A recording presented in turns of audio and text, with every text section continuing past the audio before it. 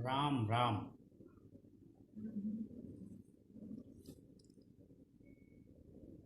विनम्रता मनुष्य के व्यक्तित्व का सबसे असरदार और आकर्षक आभूषण है। यह मनुष्य के व्यक्तित्व को न केवल प्रभावी बनाता है बल्कि उसको सभी के लिए स्वीकार्य बना देता है। यह अवस्था मनुष्य निरंतर साधना से ही अर्जित कर सकता है। इसके लिए प्रयास कम से कम समान गति से सदियों जारी रखने की आवश्यकता होती है। मनुष्य के जीवन में सुख और दुख का बहुत महत्व है। सीधे शब्दों में इसको इस तरीके से समझा जा सकता है कि सुख और दुख दोनों ही एक सिक्के के दो पहलू की तरह होते हैं और इन दोनों के बारी बारी से आते रहने पर मनुष्य को अपने अस्तित्व के बनाए रखने के निमित्त शक्ति के निरंतर विकास की आवश्यकता पड़ती रहती है। सामर्थ्य को सदियों विकसित करना पड़ता है और यही जीवन की नियति है। जीवन या जिंदगी इसी का नाम है। सुख और दुख का घनत्व जब कभी किन्हीं कारणों से मनुष्य के जीवन में बढ़ जाता है तो दोनों ही उसके लिए अप्रिय और असहज हो जाते हैं। अधिक सुख का होना भी बहुत अच्छा नहीं समझा जाता क्योंकि यह मनुष्य के जीवन में एक विशेष प्रकार का गुरूर ला देता है। इसके ठीक विपरीत मनुष्य के जीवन में जब दुख ही दुख होते हैं तो वह उन्हीं के थपेड़ों में अपना अस्तित्व खो देता है। इसलिए रहीमदास जी ने कहा है कि रहीमन विपदा हो भली दो जो थोड़े दिन होए, रहीमन विपदा हो भली जो थोड़े दिन होए, हित अनहित या जगत में जान परत सबको। इसका आशय यह है कि मनुष्य के जीवन में विपत्तियों का भी एक अहम रोल होता है, एक अहम भूमिका होती है और उन्हें आते रहना चाहिए। इसलिए कि थोड़े समय में आई हुई विपत्तियां मनुष्य के चिंतक या उन लोगों का जो हितैषी नहीं है उनका बहुत आसानी से बहुत सहजता से भान करा देती हैं, उनका परिचय या उनकी पहचान करा देती हैं। सुख और दुख के संबंध में हमारे दर्शन शास्त्रों, धर्म ग्रंथों और आधुनिक समाज साहित्य में बहुत विशद चर्चा की गई है। अनेक लोगों ने इस पर बहुत अधिक काम किया है। श्री रामचरितमानस और श्रीमद् भगवद गीता जैसे ग्रंथों में, महाग्रंथों में भी इस बारे में बहुत कुछ कहा गया है। श्री कृष्ण ने जहाँ अर्जुन को उपदेश देते समय सुख और दुख की स्थितियों का बखूबी ज्ञान कराया है, वहीं पर श्री रामचरितमानस में भी कई प्रसंग ऐसे हैं जो मनुष्य को इस बात का एहसास कराते हैं कि सुख और दुख का या विपत्तियों का क्या महत्व होता है। सुख और दुख वह अवस्थाएं हैं जिनको मनुष्य अगर यथा अनुरूप अनुभूत करता चले तो उसके ज्ञान के विस्तार में बड़ी मदद मिलती है। क्षमा की भावना एक ऐसी भावना है, विनम्रता एक ऐसी भावना है, सदाशीलता एक ऐसी भावना है जो मनुष्य को महान बना देती है। श्री कृष्ण के जीवन का तो यह सार ही है। उन्होंने अपने वैरी को भी कभी अपना लिया, उसे कभी उन्होंने वैरी के रूप में नहीं देखा।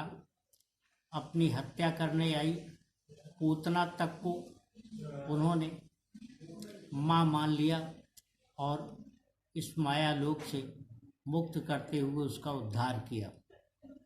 इसी प्रकार से उन्होंने श्रीधर नामक ब्राह्मण को भी इसलिए नहीं मारा कि वह ब्राह्मण था, बल्कि उसे अपंग बनाकर छोड़ दिया।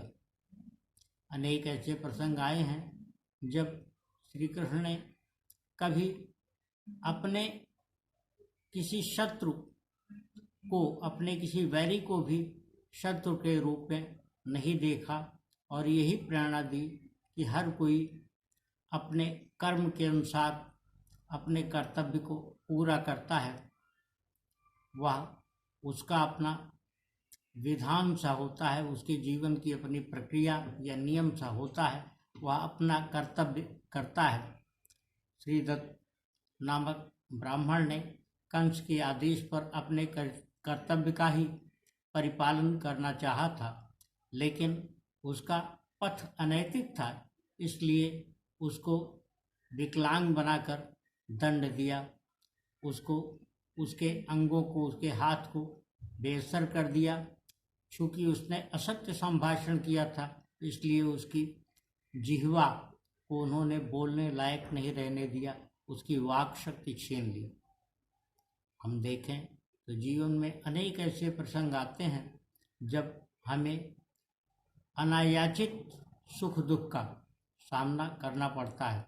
यूँ दुख के लिए कोई प्रयास नहीं करता, लेकिन जीवन में अनेक ऐसी स्थितियाँ आती हैं जो मनुष्य को चाहे अनचाहे दुख का भोगना सुनिश्चित करवाता है। ऐसी स्थितियों से बचने के लिए सबसे अच्छी बात यही है कि मनुष्य दुख को दुख के रूप में न ले, सुख को बहुत ही सदाशीलता के साथ, सहृदयता के साथ स्वीकार करे और उसमें किसी भी प्रकार की गर्वोक्ति का अनुभव न करे। गर्वोक्ति का अनुभव करने से उसमें अहंकार आ सकता है और उसके अपने लोग उससे दूर होते जाते हैं। स्नेह जीवन का परम तत्व है। स्नेह के बगैर मनुष्य के जीवन में शून्यता सी रहती है, क्योंकि वह अपनों से बिछुड़ता, अपनों से छूटता, अपनों से टूटता जाता है। अपनों का साथ बना होना बहुत आवश्यक होता है। अपनों के साथ के बगैर मनुष्य अपने जीवन में कुछ बेहतर करने की स्थिति में कदाचित कभी नहीं हो सकता। किंतु मनुष्य के जीवन से जुड़े हुए जो लोग हैं, वह इस प्रकार से कार्य करता हुआ चले और जब वह उसके साथ ऐसी अनुभूति रखें, उसके किए गए कार्यों का प्रतिफलन या महत्व समझें, तभी सार्थक बात बनती है। मनुष्य के जीवन में दरिद्र यानी दरिद्रता के समान कोई दुख नहीं है और संत मिलन से बढ़िया कोई सुख नहीं है, ऐसा श्री रामचरितमानस में भी कहा गया है। काकभूषण ने गरुड़ जी को कथा सुनाते हुए उनके प्रश्नों के उत्तर में यही बात बताई है कि दारिद्र्य से अधिक कोई दुख मनुष्य के जीवन में नहीं होता है। इसी प्रकार से संत का महत्व बताते हुए श्री रामचरितमानस में कहा गया है कि संत का हृदय नवनीत के समान होता है, जो खुद जल करके भी, खुद ताप को सह करके भी दूसरों के लिए बहुत अच्छा यानी घी बन जाता है और वह उनके लिए रुचिकर होता है। इसी प्रकार से मनुष्य को भी होना चाहिए, जहाँ तक संभव हो सके अपनी सीमाओं में मनुष्य को नवनीत की तरह ही रहना चाहिए। दुख जितने भी आए उन्हें स्वयं झेलने के लिए सचेत रहना चाहिए और सुख आने पर उनको जाहिर नहीं होने देना चाहिए। मनुष्य के साथ जब सुख इस प्रकार से जुटेंगे, उनका अंबार होगा, तो दूसरे सभी लोग उसको सहजता से स्वीकार करेंगे और देख करके प्रसन्न होंगे और चाहेंगे कि उनके जीवन में भी ऐसा आए।